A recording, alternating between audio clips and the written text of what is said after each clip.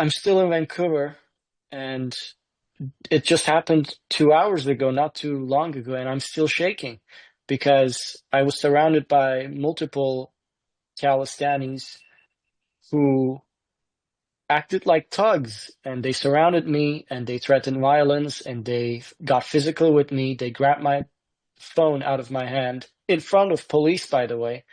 And this has been very stressful for me because this was done by an individual who has been harassing me for a very long time online, using dehumanizing language against me, doxing my whereabouts.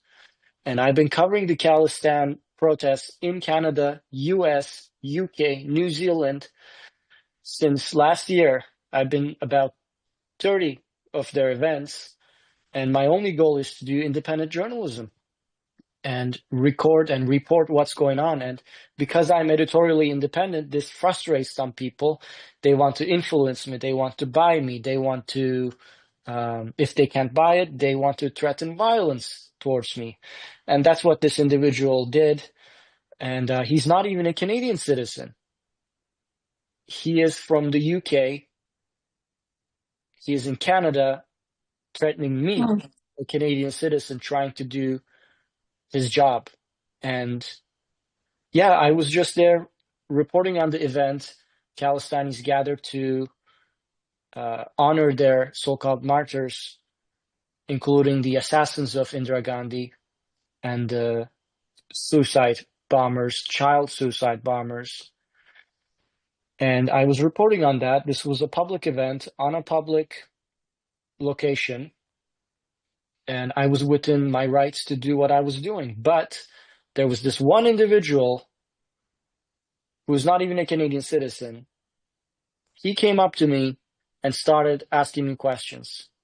He was very close to my face, and I said, listen, if you want to have a conversation, sure, let's talk, but you need to keep your distance. And he would keep saying, let's go around the corner, let's go around the corner, I'll show you around the corner if you're not scared. And I told him, yeah, I'm not scared, but let's speak here. If you want to say something, if because I'm an independent journalist, I have to be accountable. I accept challenges, and I'm okay with conversations. But this individual, this was not a conversation. He keeps coming at my face, very close proximity. I'm stepping one step back, he's stepping forward. I'm telling him to keep his distance. He's not keeping his distance. He's asking loaded questions and won't even allow me to answer, interrupting, advancing towards me, keeping his finger and hands towards my face. This is becoming very threatening.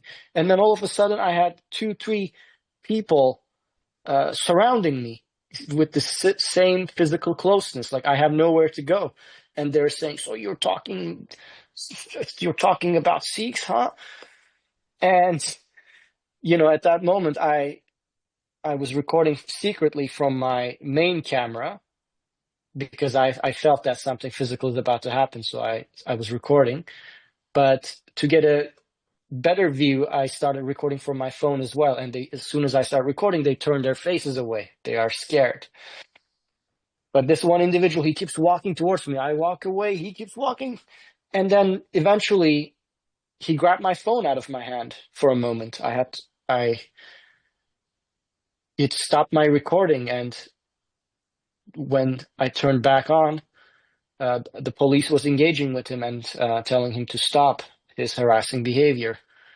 After a long conversation with the police, Canadian police, they are very conservative when it comes to laying charges or making arrests.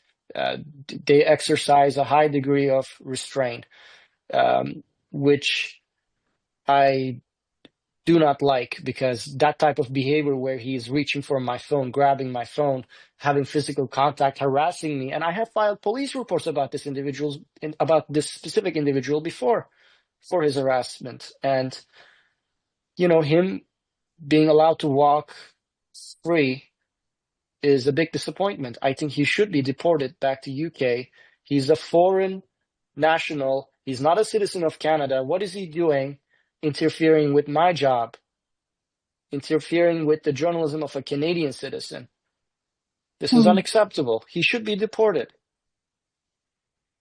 Right. Yeah, and his harassment continued even after police warned him. And I have more footage I'm about to upload on my channel. He continued following me throughout the parade. I'm stopping, he stops. I keep walking, he keeps walking. I distance myself, and then I just turn around. He's standing right behind me. I go walk across the street. He comes near, standing like, I get away from the event. He's getting away from the event with me. And then eventually I have to call 911 and be like, hey, this behavior is continuing, and officers on the ground may not be aware, but I have filed police reports about this guy before. So please let them know. And officers came and they took notes for the police report further. And then they escorted me to safety. Cop on a bicycle. He followed me to the train station. And that's how I departed from the area. And now online, they are trying to frame it as, oh, Mocha is afraid of conversation, or they are always resorting to disinformation, and they are trying to portray me as someone who's afraid to have conversation when I'm being assaulted, I'm being threatened, I'm being surrounded, my phone is being grabbed from my hand.